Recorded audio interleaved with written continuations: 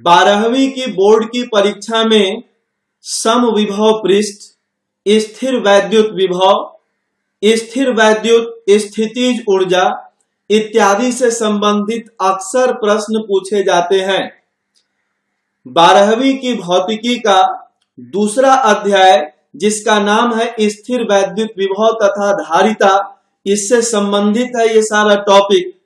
तो आज के क्लास में हम लोग भौतिकी 12वीं का दूसरा अध्याय में आने वाले परिभाषाओं का शुरुआत करेंगे।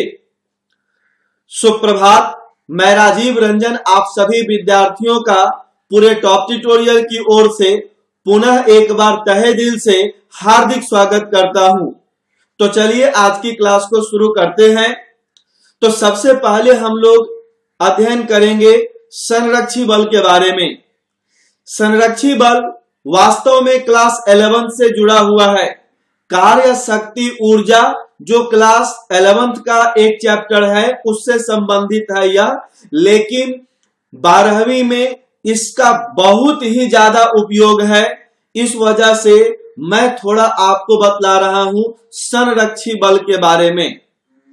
देखिए, जब आप किसी वस्तु को एक जगह से दूसरा जगह ले जाते हैं तो कितना कार्य आप कर रहे हैं या आपके द्वारा जो बल उस वस्तु पर लगाया जा रहा है वो कितना कार्य कर रहा है, यह उस रास्ता पर निर्भर करता है जिस रास्ता से होकर आप वस्तु को एक जगह से दूसरे जगह पर ले जाते हैं।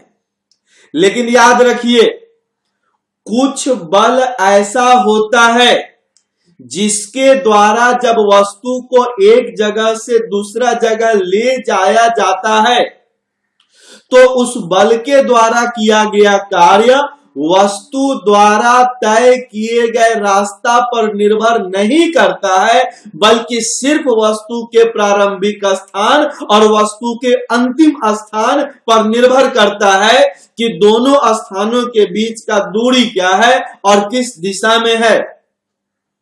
तो ऐसे ही बल को कहा जाता है संरक्षी बल। चलिए मैं पहले आपको इसे फिगर से समझाता हूं। चलिए आइए बोर्ड पर देखिए। मान लेते हैं कि एक वस्तु को यहां पे रखा गया है, यानी ये इसका है इनिशियल पोजीशन, प्रारंभिक स्थान, और मान लेते हैं कि इस प्रकार से इस वस्तु को एक जगह से उठा करके दूसरा जगह पे लाया गया।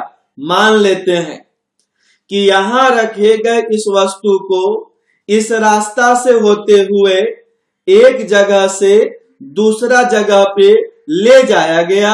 ये इसका है फाइनल पोजीशन, अंतिम स्थान। तो देखो, कुछ बल ऐसा होता है जो अगर इस वस्तु को यहां से यहां तक ले जाए तो उसके द्वारा किया गया कार्य इस रास्ता पर निर्भर ना करे, बल्कि इस बात पर निर्भर करे कि प्रारंभिक स्थान और अंतिम स्थान कहां है, और साथ ही साथ प्रारंभिक स्थान से अंतिम स्थान की दूरी क्या है, सीधा दूरी क्या है और किस दिशा में है वो। तो ऐसे ही बल को कहा जाएगा संरक्षी बल। क्या कहा मैंने, समझ में आया? जिस बल के द्वारा किसी वस्तु को एक जगह से दूसरा जगह तक ले जाने में किया गया कार्य उस वस्तु के उस रास्ता पर निर्भर नहीं करता है जिस रास्ता से होकर वो चलता है, बल्कि उस वस्तु के प्रारंभिक स्थान और अंतिम स्थान पर निर्भर करता है, यानी प्रारंभिक और अंतिम स्थान के बीच का सीधा दूरी पर निर्भर करता है और उस दिशा पर निर्भर करता है जिस तरफ वो सीधे सीधे गया है। तो ऐसे ही बल को कहा जाता है संरक्षी बल। इसका एक और नाम है केंद्रीय बल। और अगर उदाहरण की बात की जाए तो देखिए, क्लास 11th में आपने पढ़ा था गुरुत्वाकर्षण बल, आपने क्लास 11th में ही पढ़ा था वजन। ये दोनों का दोनों संरक्षी बल है। स्प्रिंग के द्वारा लगाया जाने वाला बल, वो भी आपने क्लास 11th में पढ़ा था, संरक्षी बल है वो। उसी प्रकार से ये जो विद्युत बल होता है, जो दो आवेश एक दूसरा पर लगाता है, या किसी विद्युत क्षेत्र में किसी आवेश को रख देने पर उस विद्युत क्षेत्र के द्वारा उस आवेश पर बल लगता है, वह भी संरक्षी बल होता है। क्लियर है? यहां 12 में संरक्षी बल का क्या उदाहरण हुआ? विद्युत बल, यानी वह बल जो दो आवेशों के बीच लगता है, वह बल जो किसी आवेश को किसी विद्युत क्षेत्र में रख देने पर विद्युत क्षेत्र के द्वारा लगाया जाता है, वह संरक्षी बल है। यानी विद्युत बल के द्वारा जो कार्य किया जाएगा वह वस्तु के रास्ता पर निर्भर नहीं करेगा, वो सिर्फ इस बात पर निर्भर करेगा प्रारंभिक स्थान कहां, अंतिम स्थान कहां, दोनों के बीच का सीधा दूरी क्या है, अंततः वस्तु किस दिशा में गया, बस इन्हीं सब बातों पर। तो देखिए मैंने आपको जो यहाँ पे समझाया, यहाँ पे मैंने आपको जो भी समझाया वो सारा चीज देखिए यहाँ पे परिभाषा में दिया गया है। संरक्षी बल वैसा बल जिसके द्वारा किसी वस्तु को एक जगह से दूसरे जगह पर ले जाने में किया गया कार्य पथ पर निर्भर नहीं करता है, उसे संरक्षी बल कहते हैं, और इसे केंद्रीय बल भी कहते हैं। क्लियर है? तो चलिए अब अगला हमारा पॉइंट है स्थिर वैद्युत विभव। बहुत ही महत्वपूर्ण है ये, बोर्ड की परीक्षा में इसका परिभाषा अक्सर पूछा जाता है, अक्सर, या तो दीर्घ उत्तरीय प्रश्न में शुरू का हिस्सा में या फिर लघु उत्तरीय प्रश्न का एक हिस्सा में ये परिभाषा अक्सर पूछा जाता है। थोड़ा लंबा परिभाषा है, मैं पहले आपको बोर्ड पर फिगर को समझाता हूं, फिर मैं परिभाषा को समझाऊंगा, ध्यान से समझिए। मान लेते हैं कि इस जगह पर, यानी यहां पर एक आवेश है, तो अगर यहां पर आवेश है तो यह अपने आसपास विद्युत क्षेत्र तो निश्चित रूप से पैदा किए हुए होगा, निश्चित रूप से। तो उदाहरण के तौर पर मैंने मान लिया कि यह आवेश अपने आसपास के क्षेत्र में विद्युत क्षेत्र को पैदा किए हुए है। आप जान रहे हैं कि विद्युत क्षेत्र अनंत तक जाता है और जैसे जैसे आगे बढ़ता है इसका मान वैसे ही कम होता चला जाता है। चलिए, कोई जरूरी नहीं है कि एक बिंदुवत आवेश ही विद्युत क्षेत्र पैदा करे, एक से ज्यादा आवेश भी कर सकता है कोई भी तरह का। एक उदाहरण मैं मान रहा हूं कि यहां पर एक विद्युत क्षेत्र मौजूद है, ठीक है। अब देखिए मैं क्या कर रहा हूं कि यहां पर एक आवेश ले रहा हूं। कैसा आवेश? +1 कूलम्ब का आवेश। कहां पर है हम लोग? अनंत पर हैं। ये देखिए अनंत का मतलब है इस आवेश से बहुत ही ज्यादा दूरी पर, तो बहुत ही ज्यादा दूरी को भौतिकी में अनंत कहते हैं। क्लियर है? बहुत ही ज्यादा दूरी को भौतिकी की भाषा में अनंत कहते हैं। तो इस आवेश से, यानी इस विद्युत क्षेत्र से अनंत दूरी पर एक आवेश है। कैसा आवेश? परीक्षण आवेश, यानी धनात्मक प्रकृति का 1 कूलम्ब का आवेश। अब देखिए क्या करना है। अब आप इस आवेश को इस तरफ ले आइए, इस तरफ ले आइए। कैसे लाइएगा? एकदम धीरे धीरे लाना है, नगण्य चाल से लाना है, एकदम धीरे धीरे। इतना धीरे धीरे लगे कि रुका हुआ है, मतलब कछुआ का चाल से ना, उससे भी कम चाल से, बहुत ही कम चाल से, बहुत ज्यादा कम चाल से। तो इस आवेश को एकदम नगण्य चाल से आप ले आइए इस जगह पर, यानी इस विद्युत क्षेत्र में कोई एक बिंदु पर आप ले आइए इस आवेश को। कौन लाएगा? मशीन लाएगा? नहीं, आपको लाना है। आप इसको ले आइए यहां पर। आपको कार्य करना पड़ेगा कि नहीं करना पड़ेगा? निश्चित रूप से आपको कार्य करना पड़ेगा। आप जब इसको यहां पर लाएंगे तो आपको कार्य करना पड़ेगा। आप जो भी कार्य करेंगे, आप जो भी कार्य करेंगे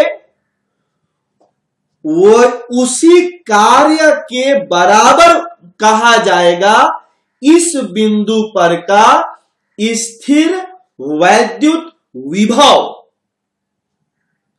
यानी कि अगर आपने 5 जूल के बराबर काम किया तो माना जाएगा कि इस बिंदु पर का स्थिर वैद्युत विभव 5 वोल्ट के बराबर है। अब मात्रक पर अभी मैं कोई चर्चा नहीं कर रहा हूं कि यहां पर मात्रक जूल में था तो यहां पे वोल्ट में कैसे आ गया। तो मैं अभी सिर्फ आपको परिभाषा को समझा रहा हूं इतना विस्तार से। आप खुद सोच के देखिए, जब मैं मात्रक को समझाऊंगा तो वहां पर भी मैं इतना ही विस्तार से आपको समझाऊंगा कि आपको याद न करना पड़े। मेरे पढ़ाते समय सबसे पहला उद्देश्य मेरे दिमाग में रहता है कि बच्चों को याद न करना पड़े, क्योंकि मुझे मालूम है कि आपको सबसे ज्यादा परेशानी याद करने में होती है। याद नहीं करना है, समझना है। तो देखिए, इकाई धनावेश को अनंत से नगण्य चाल से किसी विद्युत क्षेत्र के किसी बिंदु तक लाने में जो कार्य करना पड़ता है, उसी कार्य को उस बिंदु पर का स्थिर वैद्युत विभव कहते हैं। देखिए, मैंने जो समझाया बिल्कुल वही यहां पे परिभाषा में मैंने लिख दिया है। एक इकाई धन आवेश को अनंत से नगण्य चाल के साथ किसी विद्युत क्षेत्र के किसी बिंदु तक लाने में किए गए कार्य को उस बिंदु पर का स्थिर वैद्युत विभव कहते हैं। क्लियर है? देखो, ये जो स्थिर वैद्युत विभव हिंदी शब्द है ना, इसी से मिलता जुलता टर्म है वोल्टेज। हमेशा बचपन से ये वर्ड सुनते आए हो, यूज करते हो, वोल्टेज। तो उसी से जुड़ा हुआ ये चीज है। अब क्या संबंध है ये हम लोग अगला चैप्टर करंट इलेक्ट्रिसिटी में पढ़ेंगे। ठीक है, तो ये क्लियर। चलिए आइए अगला देखते हैं, समविभव पृष्ठ। चलिए देखिए इधर, सम का क्या मतलब होता है? बराबर। विभव, अभी तुरंत हमने पढ़ा स्थिर वैद्युत विभव के बारे में। तो स्थिर वैद्युत विभव को ही शॉर्ट फॉर्म में मतलब संक्षेप में या विभव कहा गया है। देखो, वैसा पृष्ठ यानी वैसा सतह जिसके हर एक बिंदु पर स्थिर वैद्युत विभव का मान बराबर बराबर है, उसे ही कहा जाता है समविभव पृष्ठ। क्या मैंने कह दिया? वैसा सतह या वैसा पृष्ठ जिसके हर बिंदु पर स्थिर वैद्युत विभव का मान बिल्कुल बराबर बराबर है, उसे ही कहते हैं स्थिर ये समविभव पृष्ठ। मैं समझाता हूं उदाहरण में। देखिए, मान लेते हैं कि इस प्रकार का एक विद्युत क्षेत्र है। ठीक है, ये एक विद्युत क्षेत्र है, ऐसे कल्पना कर लिए। और नियम के हिसाब से क्या है कि अनंत पर एक चार्ज रहता है। ये जो हम लोग चार्ज लेते हैं +1 कूलम्ब का, कहां पे रहता है जी? अनंत पे रहता है। अब जरा ध्यान से सोचो, मैं कुछ बिंदु यहां पर ले रहा हूं, जैसे कि मैं एक बिंदु यहां पे ले रहा हूं, एक बिंदु यहां पे ले रहा हूं और एक बिंदु यहां पे ले रहा हूं। ठीक है ना? ये बिंदु ए, इसका नाम मैंने बी, इसका नाम मैंने सी दिया। अब देखिए जरा ध्यान से सोचिएगा, इस आवेश को मैं यहां से यहां तक लाऊं, ठीक है, या मैं इसको यहां से यहां तक लाऊं, या मैं, एक मिनट, या मैं इसको यहां से यहां तक लाऊं, काम तो लगभग बराबर करना पड़ेगा, है ना। देखिए इधर तो यहां पर मैं इस प्रकार का एक सतह ले रहा हूं, ऐसा। जरा ध्यान से देखिएगा, ये 3D है, मतलब लंबाई चौड़ाई मोटाई तीनों आ गया इस फिगर में। ये देखो मैं सतह कैसा ले रहा हूं, उस चीज को समझिए जरा। जैसे कि यहां पर इस दिशा में ये कुछ इस प्रकार से ऐसे है विद्युत क्षेत्र, ठीक है ना, ऐसे है विद्युत क्षेत्र, और ये एक बिंदु ए, यह एक बिंदु बी, और यह एक बिंदु सी, ठीक है। और इस प्रकार से मैंने एक सतह लिया है, एकदम ऐसे सीधा, एकदम ऐसे चौड़ा। आप मान के चलिए बिल्कुल ऐसे एकदम सीधा पेज है, कागज है, एकदम ऐसे इस अवस्था में ऐसे पड़ा हुआ। तो उसी को मैंने यहां पर ये 3D में दिखलाया है। आप इसको ऐसा नहीं है कि आप इसको एक वृत्त के आकार मान लीजिएगा। ये जो आप देख रहे हैं ना, इसको ऐसा नहीं कि वृत्त का मान लीजिए, आप मान लीजिए कि इस प्रकार का ऐसा एक सतह है।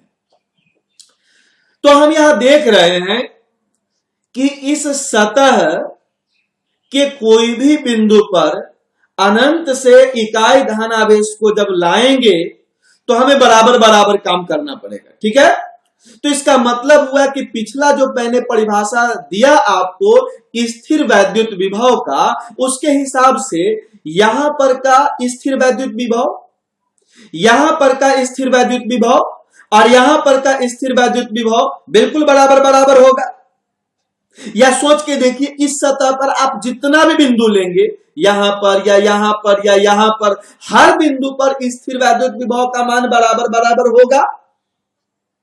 तो इस सतह को ही हम लोग कहेंगे समविभव पृष्ठ। बात समझे? यह एक ऐसा सतह है, ऐसा पृष्ठ है जिसके हर बिंदु पर स्थिर वैद्युत विभव का मान चूंकि बराबर बराबर है, इसलिए ऐसे सतह को कहेंगे समविभव पृष्ठ। ये समविभव पृष्ठ अलग अलग आवेश का स्थिति में, अलग अलग विद्युत क्षेत्र का स्थिति में अलग अलग होता है। हमेशा मत सोचिएगा समतल ही होगा, कभी गोलाकार भी होगा, कभी ये बेलनाकार भी होगा। ये सारी चीजों को हम लोग आगे देखेंगे। ये देखिए यहां पे लिखा गया है, ये वही परिभाषा लिखा गया है जो तुरंत मैंने आपको अभी समझाया। अगला देखते हैं, बहुत ही ज्यादा इंपॉर्टेंट, स्थिर वैद्युत स्थितिज ऊर्जा। देखिए पहले बात को समझते हैं यहां पर, ठीक है ना, पहले बात को समझते हैं। देखो जी, यहां पे मान लेते हैं कि एक आवेश है Q1, धनात्मक भी हो सकता है, ऋणात्मक भी हो सकता है, +1 कूलाम भी हो सकता है, -2 कूलाम भी हो सकता है, +5 माइक्रो कूलाम भी हो सकता है, कुछ भी। और मान लीजिए यहां पे मैंने दूसरा आवेश लिया, मालूम है दोनों कितना दूरी पर है? शुरू में ये दोनों के बीच का ये जो दूरी है ना, मैं मान लेता हूं अनंत है। ये अनंत का भी तुरंत मैंने समझाया ना, बहुत ही ज्यादा दूरी पर, उसी को हम लोग भौतिकी में अनंत कहते हैं। तो ये दो आवेश एक दूसरा से अनंत दूरी पर है, ठीक है। अब देखिए क्या करिए, ये वाले आवेश को भी धीरे धीरे इस तरफ लाइए और ये आवेश को भी धीरे धीरे इस तरफ लाइए, नगण्य चाल से। इसको इधर लाना है नगण्य चाल से, कछुआ से भी कम चाल से। इसे भी इधर लाना है नगण्य चाल से, कछुआ से भी कम चाल से। और दोनों मान लीजिए कुछ समय बाद एक निश्चित दूरी पर आ गया, मतलब कम दूरी पर आ गया। जैसे ये Q1 यहां पहुंच गया, Q2 यहां चला आया और मान लिए कि अब दोनों के बीच का ये वाला दूरी एक निश्चित दूरी हो चुका है, ठीक है ना। आपको तो काम करना पड़ेगा, आपने इसे भी चलाया, इसे भी चलाया, भले ही नगण्य चाल के साथ ले गए हो, काम तो आपको करना पड़ेगा। आपने जितना काम किया, आपने जितना काम किया वही कहलाएगा इन दोनों आवेशों से बनने वाले निकाय का, यानी इन दोनों आवेशों का मिला हुआ स्थितिज ऊर्जा इस खास स्थिति के लिए। कब का स्थितिज ऊर्जा कहलाएगा? इस अंतिम स्थिति के लिए, इस खास स्थिति के लिए। मैं फिर यहां पर थोड़ा सा न्यूमेरिकल डाटा यूज करता हूं, कैलकुलेशन वाला। ये देखो, मान लेते हैं कि इसे यहां तक और इसे यहां तक लाने में आपको कार्य करना पड़ा, मैंने मान लिया प्लस साइन के साथ 5 जूल के बराबर, ठीक है। दोनों आवेश शुरू में अनंत पे था, दोनों को नगण्य चाल से एक निश्चित दूरी तक लाने में आपको प्लस 5 जूल के बराबर कार्य करना पड़ा। तो कहा जाएगा कि इस दोनों आवेश से मिलने वाले निकाय, बनने वाले निकाय का इस अंतिम स्थिति में, यानी अब का स्थिति में वैद्युत स्थितिज ऊर्जा का मान 5 जूल के बराबर, प्लस 5 जूल के बराबर है। तो समझ में आया क्या परिभाषा हुआ? दो आवेशों को अनंत दूरी से नगण्य चाल के साथ एक दूसरे से एक निश्चित दूरी तक पहुंचाने में या लाने में जो कार्य करना पड़ता है, उसी कार्य को उन दोनों आवेशों से बनने वाले निकाय का अंतिम स्थिति का वैद्युत स्थितिज ऊर्जा कहते हैं। मैंने जो परिभाषा अभी समझाया, ध्यान से देखिए, वही परिभाषा दिया गया है। ये देखिए, सेम परिभाषा यहां पे दिया गया है। तो आगे बढ़े, अगला है एकल आवेश की स्थितिज ऊर्जा। चलिए देखते हैं आगे। देखो जी, अभी जो समझाने जा रहे हैं एकल आवेश की स्थितिज ऊर्जा, यह परिभाषा स्थिर वैद्युत विभव के परिभाषा से मिलता है। अभी तुरंत हमने समझाया था आपको शुरू में ही स्थिर वैद्युत विभव के बारे में, है ना, तो उससे मिलता है। एक माइनर अंतर आएगा, आप खुद समझने का प्रयास कीजिए पहले क्या अंतर है, फिर मैं समझाता हूं।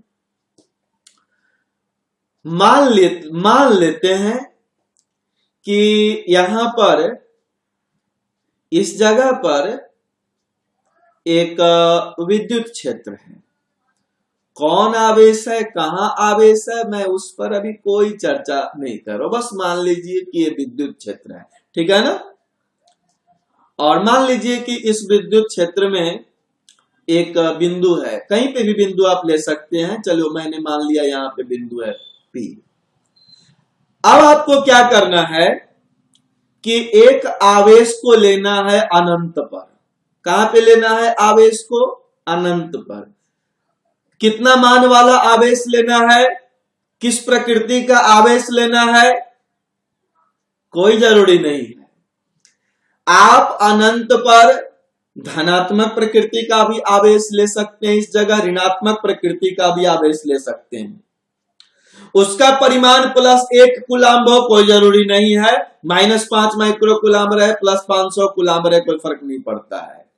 तो बस अनंत पर एक आवेश ले लेना है, ठीक है। अब देखिए, फिर इस आवेश को बिल्कुल वैसे ही कछुआ से भी कम चाल के साथ, नगण्य चाल के साथ लाइए इस विद्युत क्षेत्र के तरफ और उस बिंदु तक आप उसको पहुंचा दीजिए। तो ये आवेश जो यहां था अब यहां पहुंच चुका है। फिर आपको कार्य करना पड़ा होगा। आपको जितना कार्य करना पड़ा वही कार्य कहलाएगा। इस आवेश का, इस एकल आवेश का, इस विद्युत क्षेत्र के इस बिंदु पर का स्थितिज वैद्युत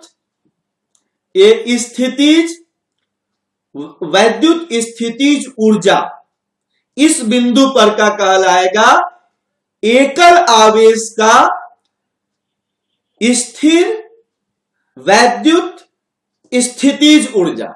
बात समझे? क्या परिभाषा निकला, सोच के बतलाइए। अनंत पर स्थित किसी आवेश को नगण्य चाल के साथ किसी विद्युत क्षेत्र के किसी बिंदु तक ले जाने में जितना कार्य करना पड़ता है, उसी कार्य को उस आवेश का उस विद्युत क्षेत्र के उस बिंदु पर के लिए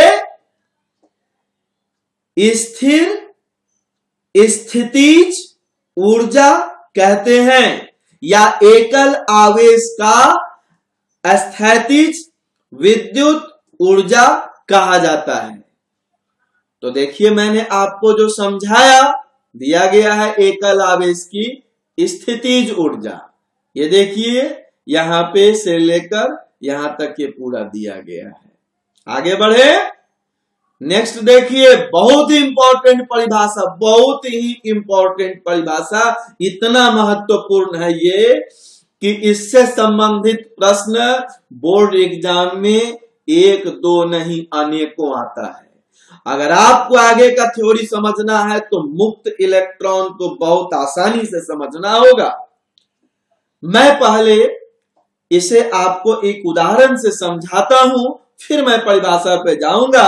पहले देखिए, उदाहरण को समझिए। मान लेते हैं कि एक क्लास में 100 बच्चे बैठे हुए हैं। उन सभी बच्चों को 10-10 कोर्स का किताब दे दिया गया, एक तरह का किताब दे दिया गया। जैसे हर बच्चे को एक एक एनसीईआरटी का फर्स्ट वॉल्यूम दे दिया गया 12 का, सभी बच्चों को एनसीईआरटी का 12 का सेकेंड वॉल्यूम भी फिजिक्स का दे दिया गया, सभी बच्चों को 12 एनसीईआरटी का मैथ्स का भी फर्स्ट वॉल्यूम दे दिया गया। इसी प्रकार से सभी बच्चों को 10 एक ही तरह के किताब दे दिया गया। लेकिन क्या किया गया कि स्कूल प्रशासन ने देखा कि बच्चे सिर्फ पढ़ेंगे तो काफी उनका दिमाग पर टेंशन आएगा, कुछ मनोरंजन भी होना चाहिए। तो सभी बच्चों को एक एक क्या किया गया, वो चंपक वाली किताब दे दी गई। याद है ना, बचपन में वो कहानी का किताब पढ़ते थे, गधा वाला, भालू वाला, उस तरह का किताब, मक्खी है, बंदर है, वो सभी बोलता है। तो वैसे ही चंपक वाला किताब हर विद्यार्थी को एक एक दे दिया गया, लेकिन अलग अलग किताब। सभी 100 बच्चों को जो आखिरी किताब दिया गया मनोरंजन के लिए, चंपक वाला किताब, एकदम अलग अलग किताब। बतलाइए उसके बाद क्या होगा, सोच के देखिए।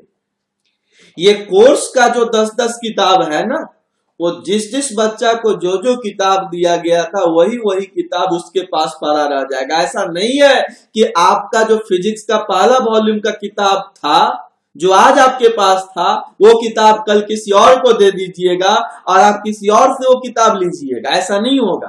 कोर्स का सभी किताब सभी बच्चों के पास जो अपना अपना था उसी के पास रह जाएगा, क्योंकि वो तो सबके पास मौजूद है। लेकिन सोचो, ये जो चंपक वाला किताब था ना, ये लगातार बदलते रहेगा।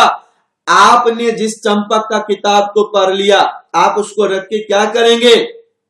निश्चित रूप से आप वो किताब वैसे बच्चे को दे दीजिएगा जिसने अपना चंपक वाला कोई और किताब पढ़ लिया है।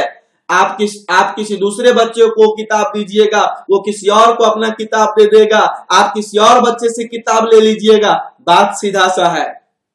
ये 11वां किताब जो है चंपक वाला, वास्तव में कोई एक बच्चा के लिए एक किताब नहीं रहेगा, बल्कि सभी 100 बच्चा में ये सभी 100 चंपक वाला किताब लगातार भ्रमण करते रहेगा। कभी इसके पास, कभी उसके पास, कभी उसके पास, कभी उसके पास, कहने के लिए सबके पास 11-11 किताब है, लेकिन 10-10 किताब तो बिल्कुल स्थिर है हर बच्चे के पास, लेकिन 11वां किताब लगातार अपना पोजीशन बदल रहा है, कभी उसके पास, कभी उसके पास, कभी उसके पास, कभी उसके पास। समझे? तो समझ तो गए मुक्त इलेक्ट्रॉन, यही तो है मुक्त इलेक्ट्रॉन चंपक वाली किताब। देखो, ये जो धातु होता है ना, धातु, कोई भी धातु, बहुत सारा धातु होता है, सोडियम है, लोहा है, तांबा है, पढ़े ही हैं आप लोग। किसी भी धातु का अंतिम कक्षा में जो इलेक्ट्रॉन होता है वह उस धातु के अपने परमाणु के साथ हमेशा जुड़ा हुआ नहीं होता है, बल्कि वह कभी उस परमाणु पर, कभी उस परमाणु पर, कभी उस परमाणु पर हमेशा गति करते रहता है अपने आप।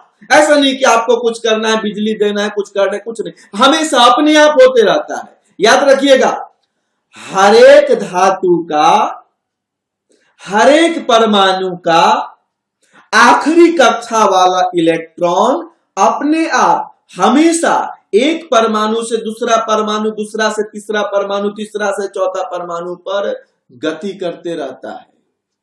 और ऐसे ही इलेक्ट्रॉनों को हम लोग कहते हैं मुक्त इलेक्ट्रॉन। क्या बोलेंगे? मुक्त इलेक्ट्रॉन। मैं फिगर में समझाता हूं। चलिए, मैं एक उदाहरण ले रहा हूं, सबसे आसान उदाहरण ले रहा हूं, सोडियम का उदाहरण ले रहा हूं, ठीक है ना। सोडियम के बारे में तो आप जानते ही हैं, 11 है परमाणु संख्या, जिस वजह से उसमें 3 कक्षा में इलेक्ट्रॉन रहेगा। पहला कक्षा में 2 इलेक्ट्रॉन, दूसरा कक्षा में 8 इलेक्ट्रॉन, तीसरा कक्षा में 1 इलेक्ट्रॉन। यानी कि अगर सोडियम परमाणु का मैं चित्र बनाना चाहूं तो कुछ इस प्रकार का चित्र बनेगा। ये कुछ इस प्रकार का ऐसा यहां पे चित्र बन जाएगा।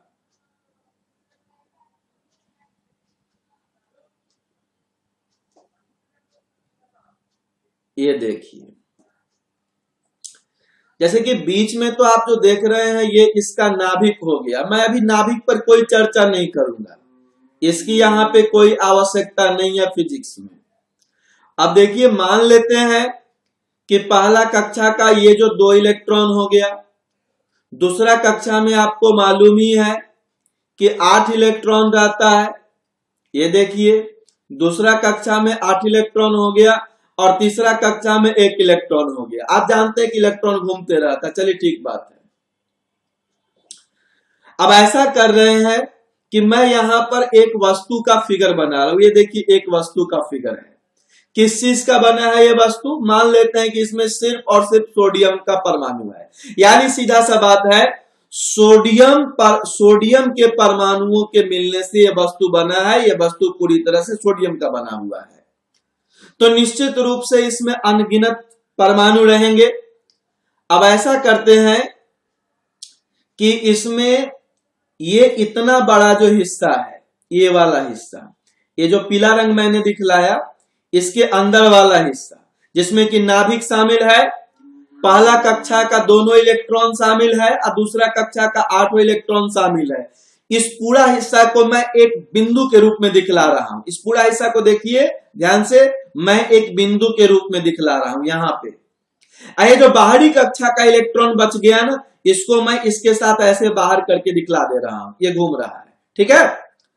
अब देखो, इसी तरह से मैं एक दूसरा सोडियम एटम ले रहा हूं। ये दूसरा सोडियम परमाणु का हो गया अंदर वाला सारा हिस्सा, नाभिक, पहला कक्षा का दोनों इलेक्ट्रॉन और दूसरा कक्षा का 8वां इलेक्ट्रॉन इसमें आ गया, और उसका भी बाहरी कक्षा का इलेक्ट्रॉन यहां है।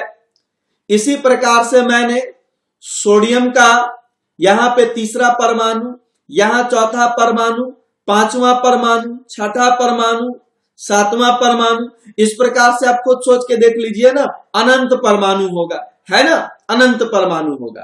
तो देखिए क्या है, हर एक परमाणु का अंदर वाला जो कक्षा में इलेक्ट्रॉन है, मतलब पहला कक्षा दूसरा कक्षा में, वो उसी परमाणु में घूमते रहेगा, वो कहीं नहीं आएगा जाएगा। लेकिन ये जो बाहरी कक्षा वाला इलेक्ट्रॉन है ना, ये वाला इलेक्ट्रॉन, ये क्या करेगा, कि कभी यहां से ये इलेक्ट्रॉन उठ करके चला जाएगा इस पर, यहां वाला इलेक्ट्रॉन संभव है कि उठ के चला जाए इस पर, यहां वाला इलेक्ट्रॉन संभव है उठ के चला जाए यहां पर, यहां वाला इलेक्ट्रॉन संभव है कि इस पर चला है। यानी ये प्रोसेस हमेशा होते रहेगा। कहने के लिए सब पर 11 इलेक्ट्रॉन हमेशा रहेगा, लेकिन ये आखिरी कक्षा का इलेक्ट्रॉन हमेशा अपना जगह बदलते रहेगा, एकदम आवारा की तरह बदलते रहेगा, और इसे ही हम लोग कहते हैं मुक्त इलेक्ट्रॉन। याद रखिएगा, आगे ये मान के चलिए हर चैप्टर का हर थ्योरी में आएगा, बहुत इंपॉर्टेंट है, याद रखिएगा। अगर एक बार में समझ में ना आए तो इस वीडियो को एक बार और रिपीट कर लीजिए मुक्त इलेक्ट्रॉन वाले हिस्सा पर, लेकिन इसको कमांड करके ही छोड़िएगा। तो समझ गए? तो क्या परिभाषा मिला आप ही बताइए, एकदम सीधा सा आसान सा परिभाषा तो सामने आया। धातु के परमाणुओं के आखिरी कक्षा का इलेक्ट्रॉन लगातार एक परमाणु से दूसरा परमाणु, दूसरा परमाणु से तीसरा परमाणु, तीसरा परमाणु से चौथा परमाणु अपना जगह बदलते रहता है, और ऐसे ही इलेक्ट्रॉन को मुक्त इलेक्ट्रॉन कहते हैं, है ना। तो देखिए ना, यही परिभाषा मैंने यहां पर आपको लिख दिया है ताकि आपको किसी तरह का परेशानी ना हो। ये देखिए मुक्त इलेक्ट्रॉन, देखो जी सेम परिभाषा है, ध्यान से देखो, एकदम सेम परिभाषा है, पढ़ लीजिएगा इससे। चलिए, बहुत इंपॉर्टेंट टॉपिक है। वैसे एक नंबर में तो कम ही आने का इसका चांस रहता है, ये अक्सर दो नंबर का क्वेश्चन में, मतलब लघु उत्तरीय प्रश्न में आता है, ये थोड़ा सा विस्तार से लिखने के लिए। लेकिन मैं पहले परिभाषा आपको समझा देता हूं, फिर विस्तार से तो हम लोग लघु उत्तरीय प्रश्न में देखेंगे इसको। अगला क्या है? स्थिर वैद्युत परिरक्षण। देखिए क्या है, समझिए पहले। देखिए, पहले फिगर बनाते हैं।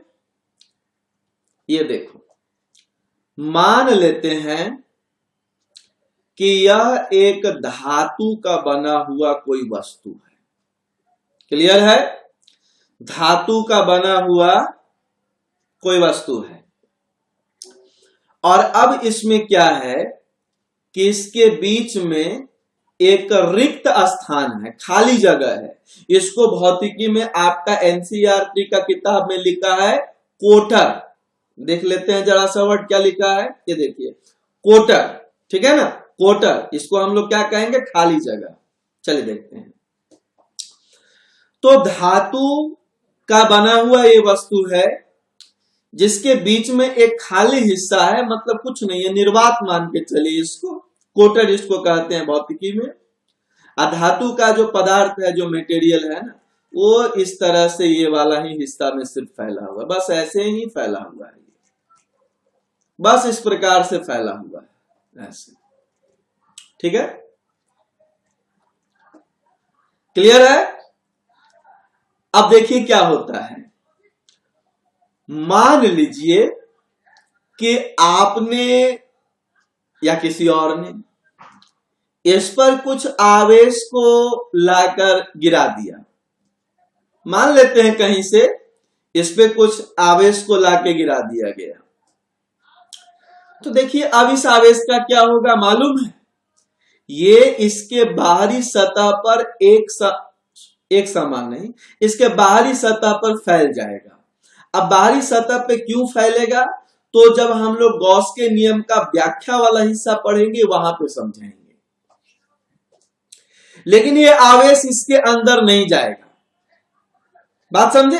ये आवेश जो आपने इस पर गिराया, ये इसके अंदर नहीं जाएगा। यानी इसके अंदर आवेश, आवेश मतलब चार्ज, इंग्लिश में चार्ज कहते हैं, इसके अंदर नहीं जाएगा। तो ये वाला हिस्सा जो है ये पूरी तरह से आवेश विहीन बना हुआ रहेगा। और इसी प्रोसेस को, यानी यहां जो घटना हो रहा है, इसे ही हम लोग कहते हैं,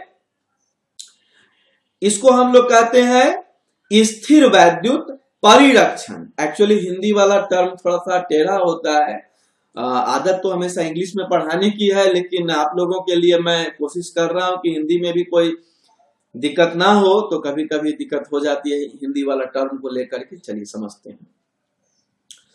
तो स्थिर वैद्युत परिरक्षण, बात को समझे। पहले इसका प्रैक्टिकल यूज को समझ लीजिए। देखिए, मान लीजिए कि बरसात का समय है और ये देखिए एक कार है।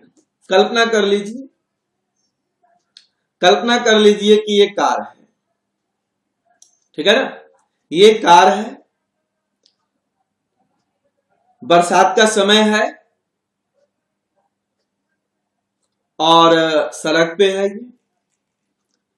इसके अंदर मान लेते हैं कि कुछ लोग बैठे हुए हैं, इस जगह पे कुछ लोग बैठे हुए हैं। इसके अंदर देखो, ये जो कार का जो बॉडी होता है, इसका जो हिस्सा होता है, इसमें धातु का उपयोग ज्यादा होता है। बात समझे। मान लीजिए बरसात का समय है और इस पे बिजली आके गिर गया इस कार पे, क्या होगा। इस कार पे बिजली आके गिर गया, क्या होगा। देखिए, यहां पर एक वैज्ञानिक कारण है। विज्ञान ये कहता है कि अगर आप बरसात के समय में अपनी गाड़ी को चला रहे हैं तो एक छोटा सा काम कीजिए अपनी सुरक्षा के लिए, बहुत छोटा सा काम कीजिए। अपने कार का जो धातु वाला हिस्सा है, उससे धातु का कोई तार वगैरह या रड वगैरह निकाल करके उसको सीधे जमीन से टकरा दीजिए। ऐसे मान लीजिए कि आपकी गाड़ी इस दिशा में जा रही है, क्या कीजिए, जो भी लोहा का हिस्सा है उससे धातु का कोई तार बांध दीजिए या धातु का कोई रड बांध दीजिए और उसको छोड़ दीजिए जमीन पर। सटेगा, गाड़ी आपकी बढ़ते जा रही है, जमीन से टकराते हुए, रगड़ खाते हुए, आवाज करते हुए आगे जा रहा है, कोई दिक्कत नहीं है। सुविधा यह मिलेगा कि जैसे ही इस पर बिजली के गिरने के कारण, वास्तव में बरसात के समय में जब बिजली गिरता है तो क्या गिरता है, आवेश गिरता है। बहुत ही ज्यादा मात्रा में सीधे आवेश आकर के गिरता है। उसी आवेश को हम लोग वहां बिजली कहते हैं। मान लीजिए कि वह आवेश सीधे आपके इस कार पे आके गिर गया, तो क्या होगा मालूम है। ये आवेश आपके कार का जो धातु वाला हिस्सा है, ये उसके अंदर नहीं जाएगा। बरसात का समय है, सब जगह पानी गिरा हुआ है। मान लेते जो शीशा है, चलो वो तो धातु नहीं है, लेकिन बरसात का समय है, पानी गिरा हुआ है उस पर। तो आपको मालूम है ना कि पानी बिजली के सुचालक के तरह काम करता है। तो पानी के कारण कार का जो शीशा वाला हिस्सा, जो अधातु अचालक वाला हिस्सा है, वो भी चालक के तरह व्यवहार कर रहा है। तो फाइबर का या फिर कांच का जो भी हिस्सा होगा, इस पे पानी रहने के कारण वो खुद पूरी तरह से एक धातु के तरह व्यवहार करेगा। जो भी बिजली आकर के गिरेगा वो इसके अंदर नहीं जा पाएगा। अगर आपने ये व्यवस्था करके रखा है तो हमने पहले के क्लास में भी आपको पढ़ाया है कि जब हम लोग भू संपर्कित करते हैं किसी वस्तु को, आवेशित वस्तु को, तो वह आवेश धीरे धीरे उस जमीन के तरफ चला जाता है। ये पूरा आवेश इससे होते हुए जमीन में चला जाएगा। आप बिल्कुल सुरक्षित बच जाएंगे। तो देखिए, अगर बरसात के समय में आप कार में या फिर कोई भी गाड़ी में सफर कर रहे हैं, तो अगर बचाव के लिए आप ये छोटा सा काम कर लीजिएगा तो बहुत बेहतर होगा। समझे। तो यही जो हिस्सा ये बच गया ना, इसी को हम लोग कहते हैं स्थिर वैद्युत परिरक्षण। बात समझे।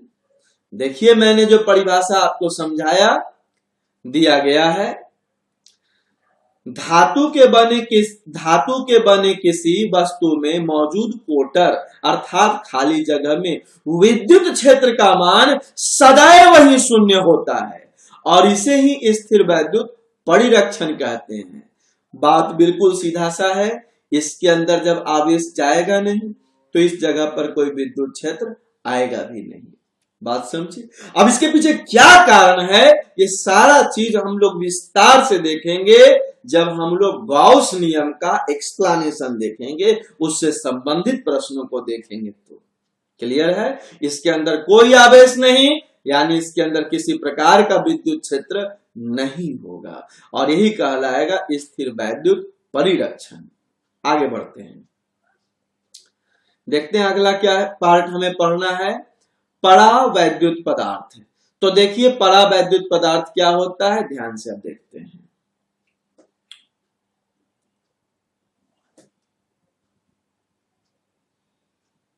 चलिए देखिए इधर, देखो जी ध्रुवित अणु तो आप लोग पढ़ चुके हैं पिछला क्लास में, याद करो। ठीक पहले वाला चैप्टर का आखिरी क्लास में हमने आपको ध्रुवित अणु के बारे में बतलाया था, जिसमें मैंने क्या कहा था, वैसा अणु जिसके धन आवेश का केंद्र तथा ऋण आवेश का केंद्र अलग अलग जगह पर मौजूद होता है, उसे हम लोग कहते हैं ध्रुवित अणु। जैसे HCl hydrogen chloride, NaCl sodium chloride, ये सब हो गया। बहुत तरह का ऐसा चीज आपको मिले। तो देखो होता क्या है कि ध्रुवित अणु के मिलने से अगर कोई पदार्थ बनता है तो वैसे ही पदार्थ को हम लोग कहते हैं परावैद्युत पदार्थ। क्या कहते हैं? परावैद्युत पदार्थ। इसके पीछे क्या कारण है, ऐसे पदार्थ का क्या खासियत होता है, मैं आपको समझा रहा हूं यहां पर। देखिए मान लीजिए कि एक विद्युत क्षेत्र है, चलिए या ऐसा करते हैं, मैं पहले परावैद्युत पदार्थ का ही फिगर बना देता हूं। ये देखो, और थोड़ा छोटा ही रखते, ये देखिए मैंने मान लिया कि यह एक परावैद्युत पदार्थ से यानी ध्रुवित अणुओं वाले पदार्थ से एक वस्तु बना है। ये देखिए ये ध्रुवित अणुओं से मिलकर ये वस्तु बना है, बहुत सारा इसमें ध्रुवित अणु मौजूद है। और मान लीजिए कि आपने इसको वैसे जगह पर रख दिया जहां पर कि विद्युत क्षेत्र है। मैंने मान लिया आप इसको वैसे जगह पर रख दिए जहां पर कि विद्युत क्षेत्र मौजूद है। मैंने आपको पहले भी बतलाया था कि विद्युत क्षेत्र का सबसे बड़ा विशेषता होता है कि वह अपने रास्ते में आने वाले सभी चीजों को पार करता है, तो निश्चित रूप से यह इसे भी पार करेगा, इसके अंदर से होकर गुजर रहा है। ये जो विद्युत क्षेत्र रेखा है ना, ये इसके अंदर से होकर गुजर रहा है। ये वस्तु किस चीज का बना है? ध्रुवित अणु का बना है। तो देखिए इसके कारण क्या होगा कि इसका आगे वाले सतह पर, इसके आगे वाले सतह पर, जैसा कि ये वाला सतह, ये आगे वाला सतह, मतलब जिधर विद्युत क्षेत्र है, इधर वाला सतह पर धन आवेश पैदा हो जाएगा और इधर वाला सतह पर ऋण आवेश पैदा हो जाएगा। क्यों पैदा होगा, ये चीज हम लोग लघु उत्तरीय प्रश्नों को जब पढ़ेंगे वहां पे समझाऊंगा। तो इधर धन आवेश पैदा हो जाएगा, इधर ऋण आवेश पैदा हो जाएगा। और सबसे बड़ी खासियत यह है कि यहां पर धनावेश का जितना मात्रा होगा उतना ही मात्रा यहां पर ऋणावेश का होगा। जैसे यहां पर अगर प्लस क्यू के बराबर धनावेश इस सतह पर पैदा हुआ तो इस सतह पर माइनस क्यू के बराबर आवेश पैदा होगा। यानी कि अगर ये +5 माइक्रोकूलम्ब का आवेश है तो इधर वाला सतह पर -5 माइक्रोकूलम्ब का आवेश होगा। बात समझे? तो ऐसे ही पदार्थ को हम लोग कहते हैं परावैद्युत पदार्थ। देखिए इसको हम लोग कैसे परिभाषित करेंगे, अगर थोड़ा सा विस्तार से इसको बोलना हो तो, अगर इसको चाहो एकदम एक लाइन में बोलना, एकदम अपना भाषा में, किताबी भाषा में नहीं, अपना भाषा में, तो एकदम सीधा सा परिभाषा, ध्रुवित अणुओं से बनने वाले पदार्थ को परावैद्युत पदार्थ कहते हैं। क्लियर? ध्रुवित अणुओं से बनने वाले पदार्थ को परावैद्युत पदार्थ कहते हैं। दूसरा, थोड़ा सा विस्तार से, वैसा पदार्थ जो ध्रुवित अणुओं के मिलने से बना है, अगर उसको किसी बाहरी वैद्युत क्षेत्र में रख दें तो पदार्थ का वो सतह जो विद्युत क्षेत्र की दिशा के तरफ है उधर धनावेश, और ठीक विपरीत तरफ का सतह यानी वो सतह जो विद्युत क्षेत्र के विपरीत है उस पर ऋणावेश पैदा हो जाएगा, और दोनों सतहों पर का आवेश का परिमाण बिल्कुल बराबर बराबर होगा। और ऐसे ही पदार्थ को हम लोग कहते हैं परावैद्युत पदार्थ। क्या कहते हैं? परावैद्युत पदार्थ। देखिए मैंने जो समझाया वही परिभाषा यहां पे दिया गया है। ये पूरा यहां से लेकर यहां तक बना हुआ है। क्लियर है? तो क्या अब आगे बढ़ा जाए? चलिए अब आगे बढ़ा जाए। अब आगे हमारा आता है ध्रुवन। बहुत इंपॉर्टेंट। देखिए ध्रुवन क्या होता है। अगर मैं आपसे ये बोलूं कि यह फिगर विद्युत द्विध्रुव के फिगर से मिलता है, पूरी तरह तो नहीं लेकिन काफी हद तक मिल रहा है, तो क्या आप मानेंगे कि नहीं मानेंगे? जरूर मानेंगे। ऐसा ही है। देखो वैद्युत द्विध्रुव में हमने क्या समझाया था? जब बराबर परिमाण में और विपरीत प्रकृति वाला आवेश एक दूसरा से कम दूरी पर, कुछ दूरी पर मौजूद हो तो इसी निकाय को हम लोग वैद्युत द्विध्रुव कहते हैं। बताए थे ना कि बराबर परिमाण और विपरीत प्रकृति वाला आवेश एक दूसरा से कुछ दूरी पर मौजूद हो तो इस निकाय को हम लोग कहते हैं वैद्युत द्विध्रुव। तो ये जैसे बिंदु था, ये थोड़ा सा बड़ा नजर आ रहा है। अगर आकार को नेग्लेक्ट कर दीजिए, आकार को थोड़ी देर के लिए भूल जाइए तो साफ देखिए, यहां जितना मात्रा में धन आवेश है यहां उतना ही मात्रा में ऋणावेश है। तो साफ नजर आ रहा है कि यह एक वैद्युत द्विध्रुव के समान लग रहा है। क्लियर है? अब देखिए, अच्छा ये अगर ये वैद्युत द्विध्रुव के तरह लग रहा है तो इसमें वैद्युत द्विध्रुव आघूर्ण भी तो होगा। याद करो मैंने वैद्युत द्विध्रुव आघूर्ण के बारे में बतलाया था, एक फॉर्मूला Q इंटू डी, ये R नहीं मैं इसको D मान लेता हूं। मैंने क्या कहा था? वैद्युत द्विध्रुव का धनात्मक आवेश और दोनों आवेशों के बीच की दूरी को गुणा कर दो तो इसी गुणनफल को कहा जाता है वैद्युत द्विध्रुव आघूर्ण। आप ध्यान से देखिए ना, यहां पर थोड़ी देर के लिए मान लेते हैं कि ये वाला दूरी मतलब यहां से लेकर के यहां तक का ये वाला दूरी d के बराबर है, तो यहां भी तो एक स्थिति मिल रहा है Q इंटू डी।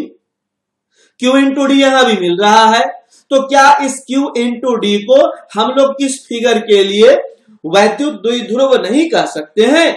यहां भी हम लोग इसे वैद्युत द्विध्रुव कह सकते हैं। अब ध्यान से देखिए, इस फिगर में हमें वैद्युत द्विध्रुव नजर आ रहा है Q इंटू डी।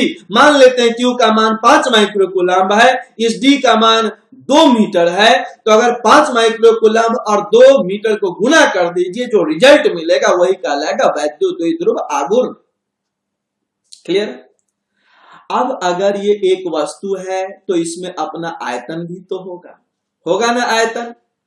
कुछ नहीं करना है, यहां जो P का मान मिला उसको इस आयतन से भाग दे दो।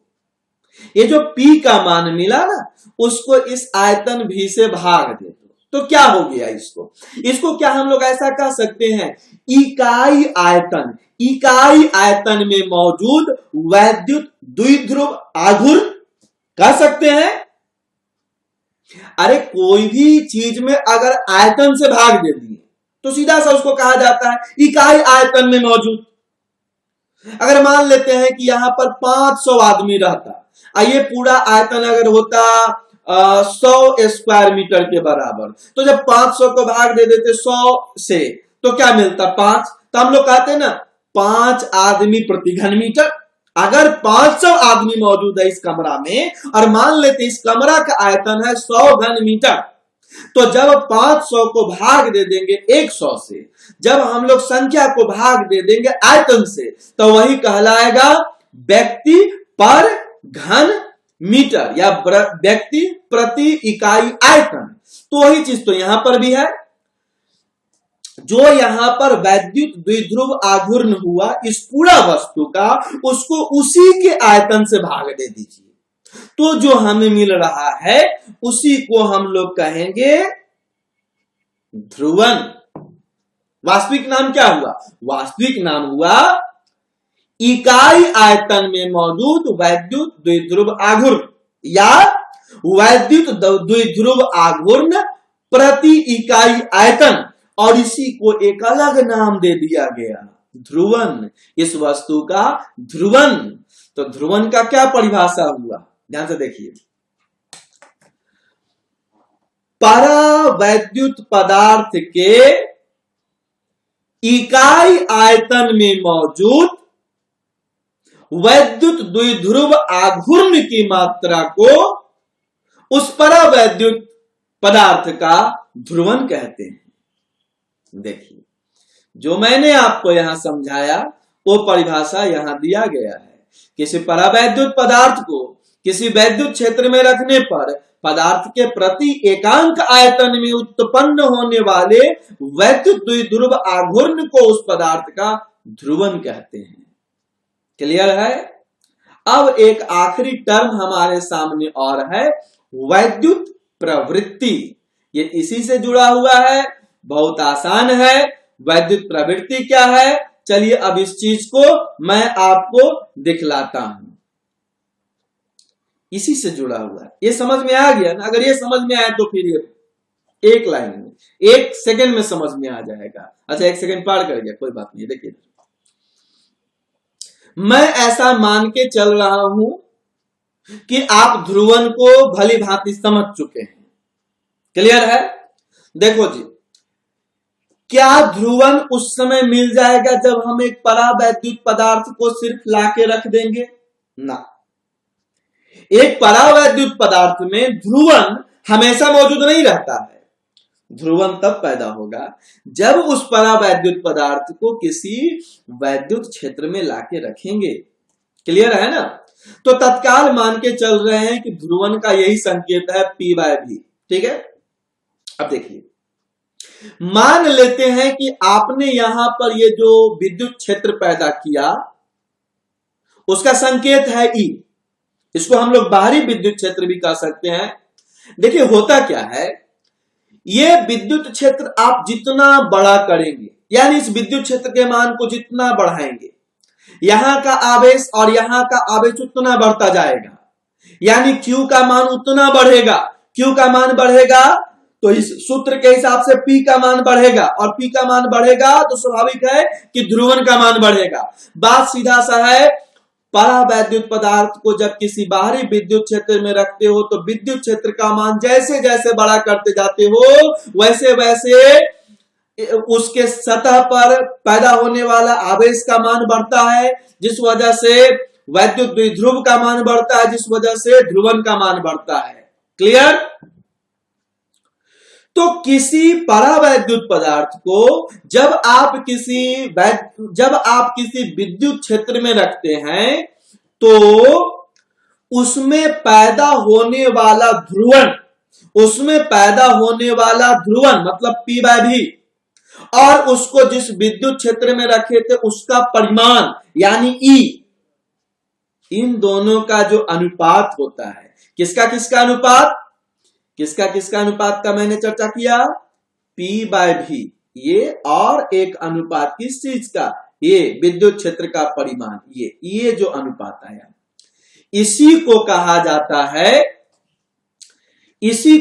जाता है इसका वैद्युत प्रवृत्ति। देखिए यहां पर परिभाषा में दिया गया है, जब किसी परावैद्युत पदार्थ को किसी विद्युत क्षेत्र में रखते हैं तो पदार्थ में उत्पन्न ध्रुवण तथा उसी बाहरी विद्युत क्षेत्र के परिमाण के अनुपात को उस परावैद्युत पदार्थ का वैद्युत प्रवृत्ति कहते हैं।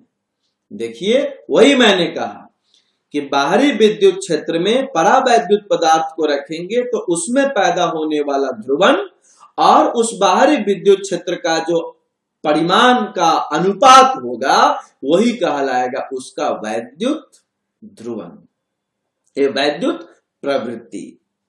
इसको दूसरा तरह से आप ऐसे भी कह सकते हैं कि किसी परावैद्युत पदार्थ को किसी बाहरी विद्युत क्षेत्र में रखने पर उसके बाहरी वैद्युत क्षेत्र के इकाई मान के कारण उसमें पैदा होने वाले ध्रुवण को कहा जाता है उसका वैद्युत प्रवृत्ति। तो समझ में आया? मैं उम्मीद करता हूं कि आज मैंने जो भी बतलाना चाहा आपको समझ में आया होगा। एक बात आप समझ लीजिए कि भौतिकी विज्ञान में सबसे टफ तो होता ही है। विज्ञान का तीनों पेपर, चाहे फिजिक्स केमिस्ट्री मैथ्स की बात करें या फिजिक्स केमिस्ट्री बायोलॉजी की बात करें, सबसे ज्यादा परेशान करने वाला कोई चीज होता है तो भौतिकी होता है। मैंने अपने स्तर से आपको काफी बेहतर समझाने का प्रयास किया। बेहतर होगा कि इस वीडियो को आप एक बार के बदले कम से कम 2 बार अगर देखें, इससे आपको समझ में भी काफी बेहतर आएगा। और सबसे बड़ी बात यह है कि रटना नहीं पड़ेगा, रटने से बचना है। तो बस आप क्लास को 2 बार 3 बार रिपीट कर लीजिए। जो डिफिकल्ट है, जो हार्ड है, वो हार्ड तो रहेगा। मेरा काम है उसे जिस हद तक हो सके उस हद तक आसान से आसान बनाकर आपके सामने रखना कि आपके दिमाग के अंदर बहुत आसानी से सेट कर जाए। क्लियर है? तो मैंने इसे काफी आसान तरीका से आपको समझाना चाहा। उम्मीद है आपको अच्छा समझ में आया होगा। तो आज के लिए इतना ही रहने देते हैं, मिलते हैं हम लोग फिर अगले क्लास में। तब तक के लिए शुभ रात्रि, जय Hind. Subscribe now and press the bell icon. Never miss an update.